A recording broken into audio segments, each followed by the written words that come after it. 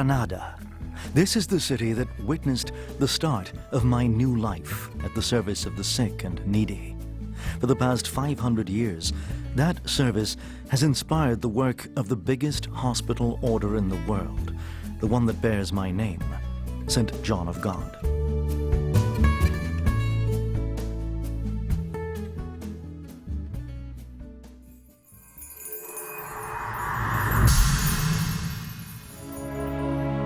Welcome to Granada.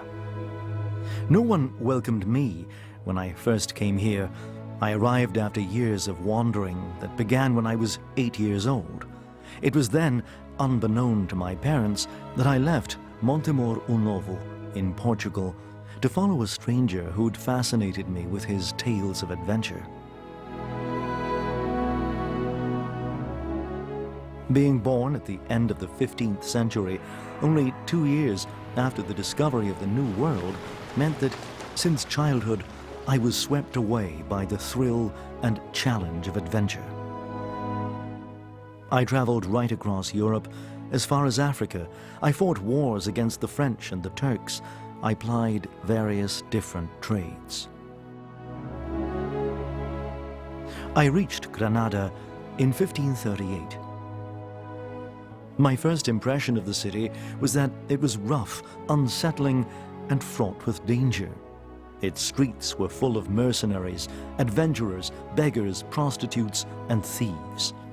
Maybe that's why I immediately felt that this city would become my Granada.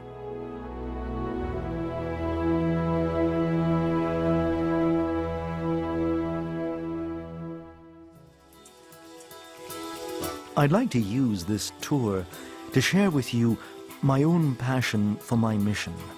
I'd like to lead you through the most famous parts of the city, but also introduce you to the squares and dingy alleyways where I encountered the eyes of God, hidden behind those of my poor and outcast brothers and sisters.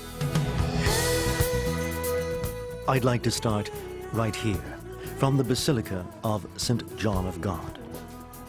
This is where my mortal remains have lain since 1757, inside a precious silver urn in this room, which today is known as the Camarin. When I died, my body was buried in the church dedicated to the Virgen de la Victoria. After my beatification in 1750, the Prior of Granada had this grandiose church built to house my remains.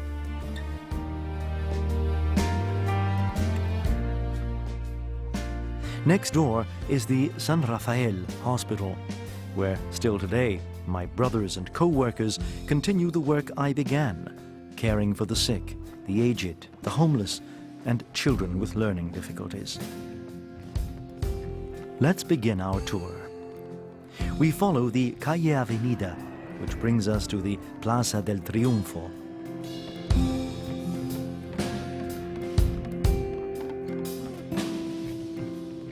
Where we find the Porta Elvira. You are travelers like I was at that time, and so you're obliged to pass through this gateway. Porta Elvira was one of the gateways to the city and was always open. It was named after the Roman camp that stood in front of it.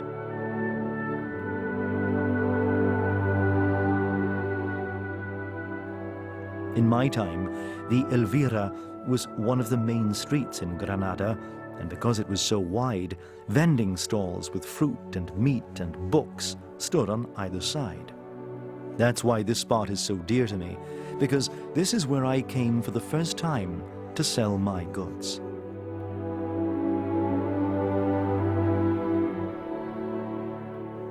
This small church was built in memory of what I did here. The plaque reads, "This chapel was built in honor of the Father of Charity, St. John of God, founder of the Order of Hospitaller Brothers. It was completed on September 30th, 1880, and blessed on the same day by His Excellency, Don Bienvenido Monzon." For a while I lived in modest lodgings in this part of the city, until the day my life changed radically. I'll tell you what happened, as we take the same street I walked down on January 20th, 1539.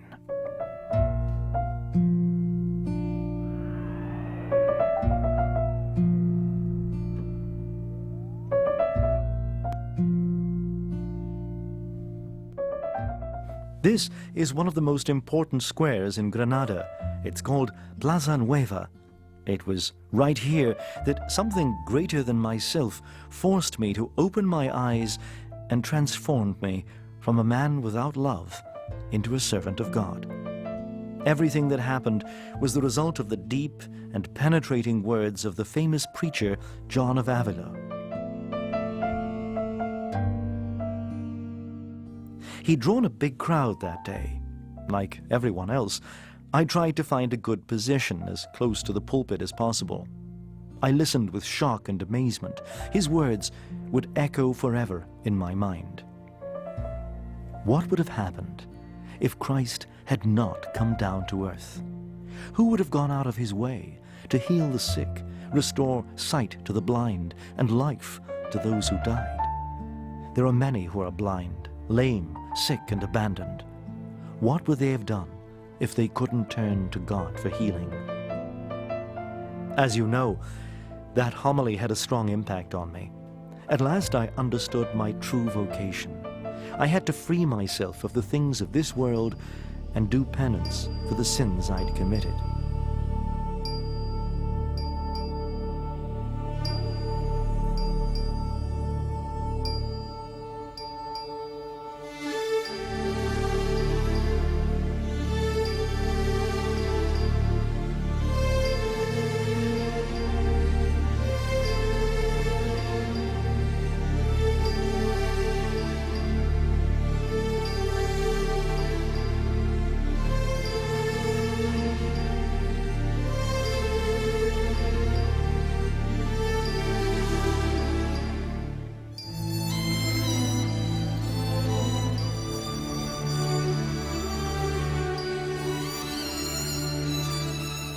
I ran from the heights of the Alhambra, and after destroying everything that bound me to my old life, I set out for the Iglesia Mayor, an old mosque transformed into a cathedral and now called the Sagrario.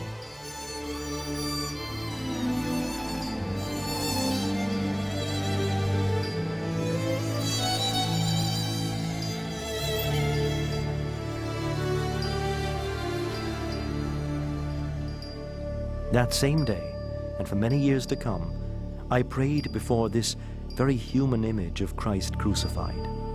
According to legend, it was at the foot of this cross that the Virgin Mary and St. John the Evangelist placed a crown of thorns on my head.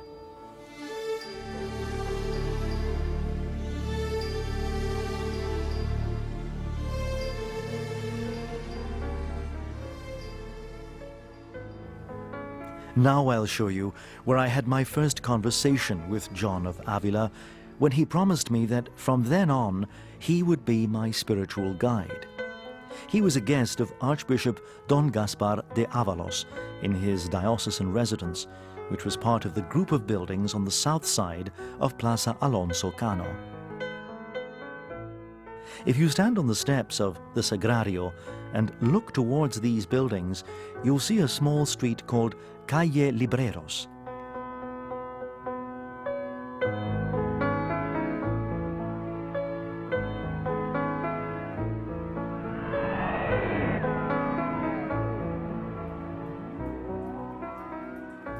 This is the next phase on our tour, which will take us to Plaza Bib Rambla, the biggest square in the city and the one most frequented by the people of Granada.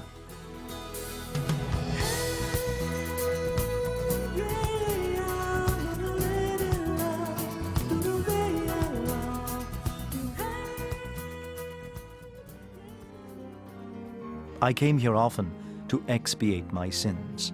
I wanted to shout out to the whole world that I was finished with my past. I knew I was a sinner and a traitor, and that I deserved to be beaten and maltreated by anyone who met me. Most of the time, I found people who were happy enough to do as I asked. Many of them thought I was crazy. That's why they eventually decided to lock me up inside a psychiatric hospital. We get there following the Jardines del Triunfo and by crossing the Avenida del Hospicio until we reach the Hospital Real.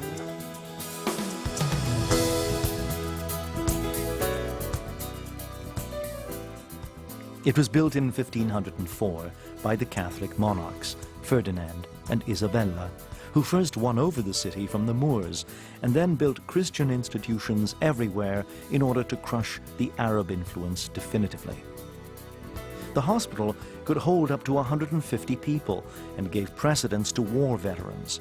It was a large building which served various purposes aside from its medical one. When Ferdinand and Isabella died, it fell into disuse until their nephew, Charles V, restored it and turned it into a military hospital with a portion reserved for the mentally ill. This is where some of my fellow citizens brought me on the evening of January 23rd, 1539. The nursing staff immediately gave me the kind of treatment that was used for problems like mine. They whipped and beat me. Then they locked me in a cell that I'll take you to visit.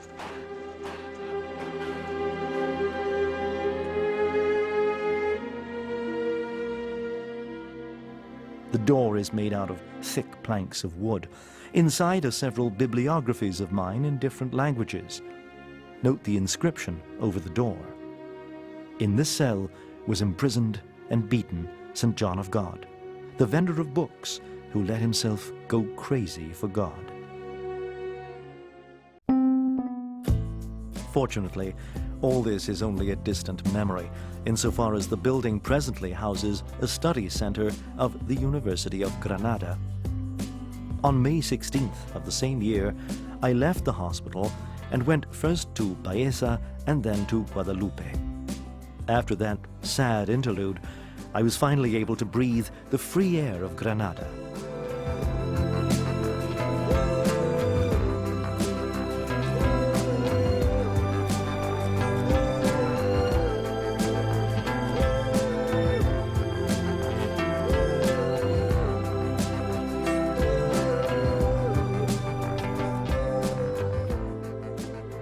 At first, I stayed with Don Miguel in the Calle Paverneras, in a house called Venegas or De los Tiros.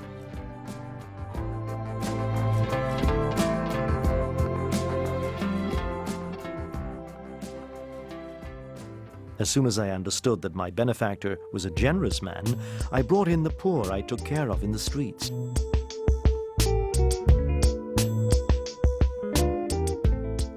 Soon the growing number of needy people led me to look for new accommodation.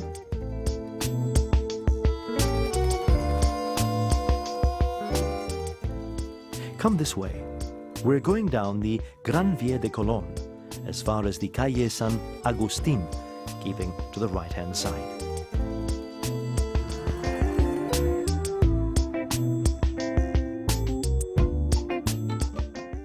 Then we proceed as far as Plaza de la Romanilla and down Calle de las Capuchinas, which takes us to the Calle Lucena. It was here in 1537 that I decided to rent a house and set up my first hospital. It was central enough, an old fish market, close to the main square, where I could gather the poor, the sick, the abandoned, and the lame. 18 months later, I moved into a still larger place in another part of the city, in Calle de los Gomelas. On our way there, I'll point out some of the sites that are dearest to me. In order of importance, I'd say that this street plays a particularly important role. We're in the Calle de la Colcha. This is where the confraternity of the Hospital Order of St. John of God began.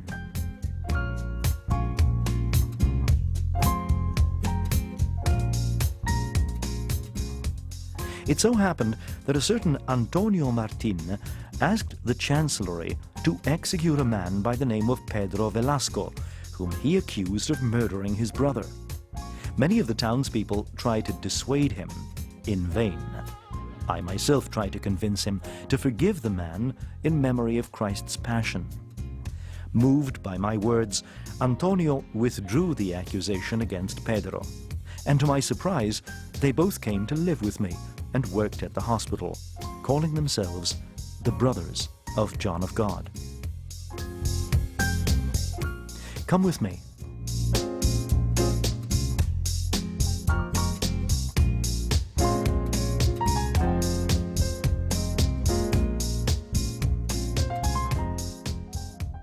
Here we are. We've arrived at what everyone calls my second hospital, right here at number 45. Where today there's a souvenir shop, is where, with the help of some friends, we bought the old convent of Calle de los Gomeles. Today this building is a small apartment block arranged around a courtyard. There's a plaque that records the work I did in this area and the year I came here. From here, my assistants and I set out in search of those most in need.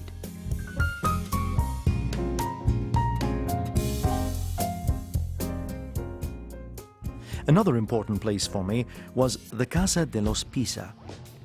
The owner was Doña Ana Osorio, wife of an official in Granada's municipal administration.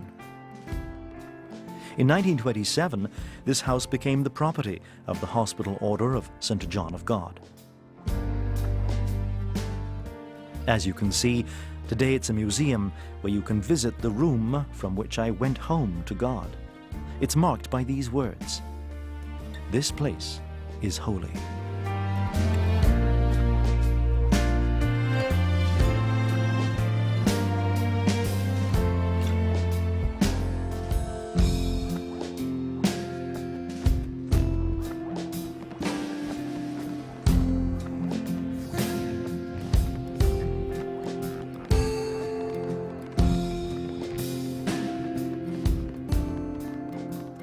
After going out begging in the streets, I would often stop in this house. I'd enter the courtyard, drink from the fountain, and exchange a few words with the lady of the house, who always gave me something for the poor. We take a bird's eye view of the city.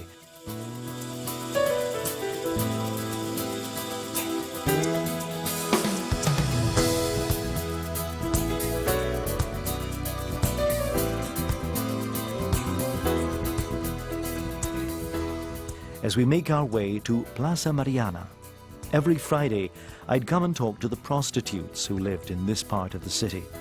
I'd have long conversations with them and try to convince them to change their way of life. Let's move on now to the Calle del Milagro. One night I was collapsing under the weight of a sick man I was carrying to my hospital. Right when I was about to fall, I experienced a rush of energy that allowed me to reach the hospital feeling even stronger than ever. Someone told me how that very night they'd seen a young man beside me, helping me to carry my burden. I'm sure it was the Archangel Raphael.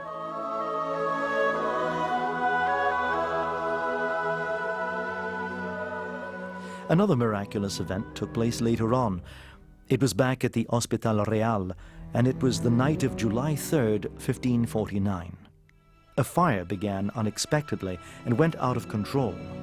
Soon, most of the building had been destroyed. When I heard about it, my thoughts went immediately to the poor patients and to all those who were suffering and exposed to the fury of the flames. I rushed over there as quickly as I could. I knew the place only too well, having suffered much there myself. I entered fearlessly and climbed the stairs. Only a madman would have ventured into that inferno. I went in and out of the smoke-filled dormitories wherever I heard groans or cries for help. Never once did I feel the effort or the heat. Never once did I yield to the weight or the weariness. Suddenly a wall of flame sprang up in front of me, barring the way. At that point, everyone thought I was dead. So when I emerged unscathed, they said it was a miracle. Still today, the liturgy recalls this episode in the prayers recited during the Mass for my feast day. As we continue our bird's eye view through the sky of Granada, I want to take you to visit the last stop on our tour, the river Genil. It has its source in the Sierra Nevada. It flows through the southern part of Granada before joining the Guadalquivir and then passing through Seville and emptying into the Atlantic Ocean.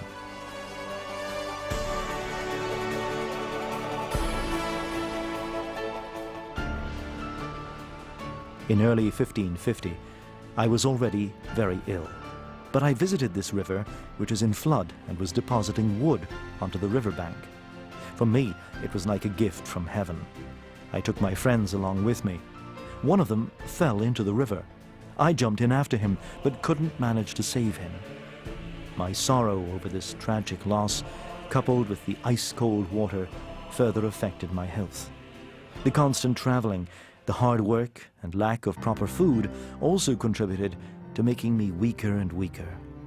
The end was near. Doña Ana came to my aid and against my will brought me to her house so she could take care of me. I had all my brothers gather around my deathbed.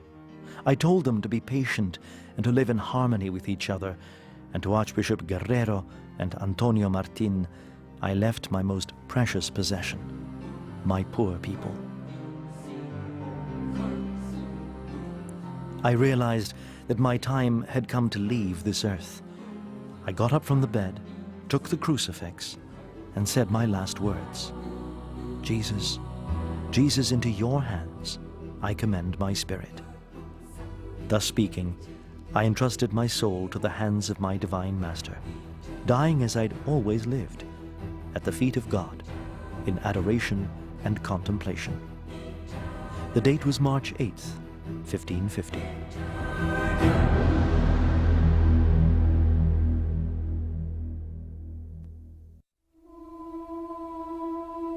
In the years to come, it was felt necessary to move the hospital to new buildings near the monastery of the Friars of St. Jerome. The move took place on January 24th, 1552, along with a magnificent procession of sick and poor people. A solemn ceremony was held, and the structure was given the name the Hospital of the Five Wounds, even though people had always called it the Hospital of John of God. In the 19th century in Spain, all religious orders were banned. The hospital was taken over by the state and was managed by the Ministry of Health, which turned it into a center offering various services, including a drug rehabilitation program. The building returned to the order in 2007, and thus my brothers were able to reclaim an important part of what I had left them. Let's go inside the hospital. The overall plan is typical of similar buildings later erected by my followers in other parts of Spain and the New World. 1 or 2 courtyards, surrounded on 4 sides by 2 floors. In the main area, there are 24 paintings. Some are inspired by my everyday life. Others are imaginary. The stairs that lead to the upper floor are imposing in style and were added to the edifice in 1737.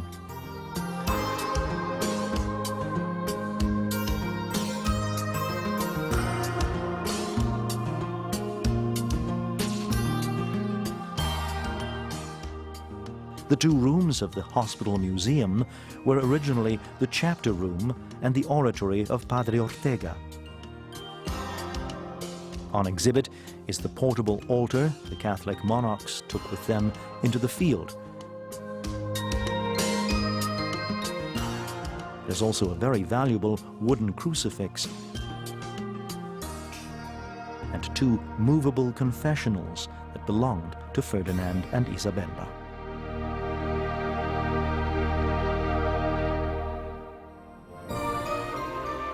And so we come to the end of our tour. It's been a pleasure to share with you the emotion of revisiting these places that are so dear to me. We've had such a short time together, while Granada merits a much longer stay. I've shown you only the beginning of the great hospital mission. The tradition hasn't been broken. It's still alive today in the confreres, collaborators, volunteers and benefactors that continue my work in 300 structures on 5 continents, inspired by my charism of hospitality at the service of the poor and needy. Dedicate yourselves to them and relieve pain. Continue to imitate me as you've done for centuries, and accept my old but always new invitation. Fate bene, fratelli. Do good, brothers, to yourselves and for the love of God.